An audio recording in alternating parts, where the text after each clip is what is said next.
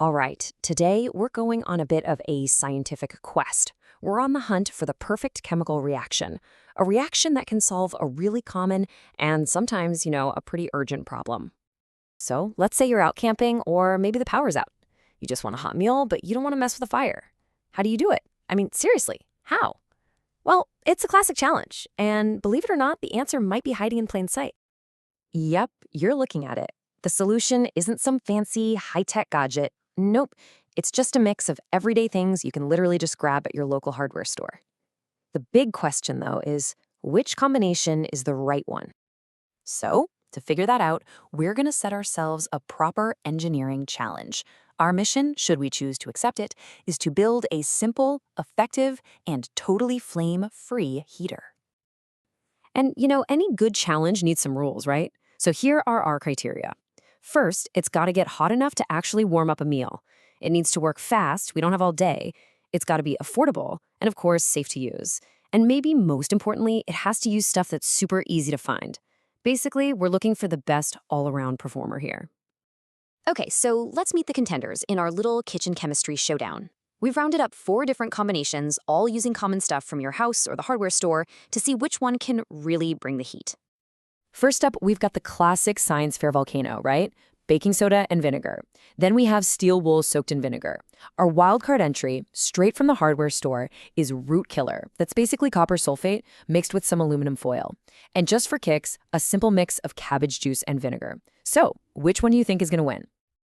All right, it is time for the experiment. We've got all 4 reactions set up. We've mixed the ingredients, and now we're going to measure the temperature change over 5 minutes. The rule couldn't be simpler. Whoever gets the hottest wins.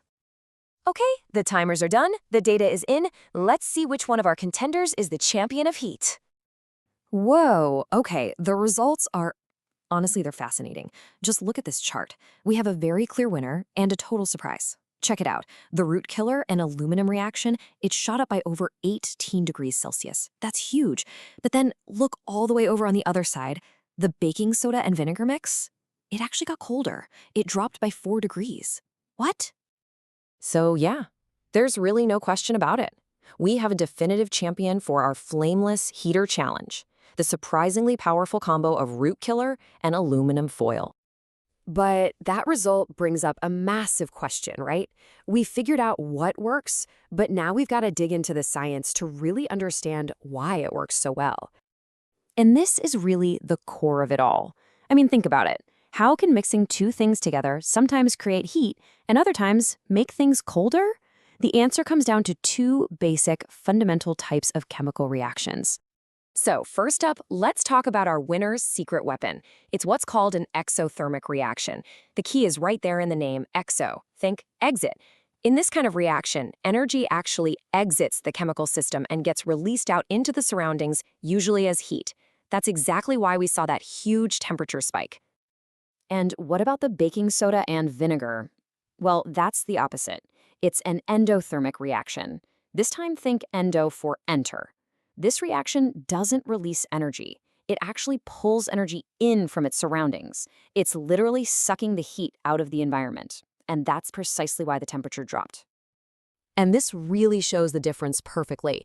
For exothermic, on the left, you see the energy flowing out, warming everything up. For endothermic, on the right, the energy is flowing in, cooling everything down. They're basically 2 sides of the same energy coin. Okay, but where does all that energy actually come from in our winning reaction? I mean, it has to come from somewhere, right? To see that, we've got to zoom way, way in, from the big picture down to the microscopic level. It really all comes down to how atoms rearrange themselves. So look on the left. Before the reaction, you've got your aluminum and copper sulfate particles just hanging out. Then, during the reaction, those particles start to break apart. And then, this is the cool part, they rearrange to form brand new, more stable things. In this case, copper and aluminum sulfate. It's that process that's settling into a more stable, comfortable arrangement that releases all that extra energy as heat. It's pretty amazing. All right, so we found our winning ingredients. Awesome. But, knowing what to mix is only half the battle. If we're going to truly perfect our flameless heater, we now need to figure out the perfect recipe. Because the next question is pretty obvious, right? If we use more of the ingredients, do we get more heat? And if that's true, How do we get the amount just right? Not too little, not too much. Okay, let's start with the baseline. So in this top diagram, we've got a standard amount of our stuff. We'll just call it a 1x reaction. And you can see it transfers a certain amount of energy to our food, represented by that single arrow. Now, look at the bottom diagram. What happens if we double the reactants, making it a 2x reaction? Well, the result is pretty much exactly what you'd guess. A lot more energy gets transferred. It makes sense, right? More fuel for the reaction means more heat gets released. So it all boils down to this really simple but powerful principle. The amount of energy you get out is directly tied to the amount of stuff you put in. More reactants means more atoms are rearranging, and that means, you guessed it, more energy is released. Simple as that. And that, my friends, brings us to the final engineering puzzle. We know how to make heat. We even know how to make more heat. But the real trick is, how do you figure out the perfect ratio to get your meal perfectly warm without making it dangerously hot? I mean, that's the difference between a really clever solution and a dangerous mistake. And that's the key question we'd have to tackle in the next phase of the design.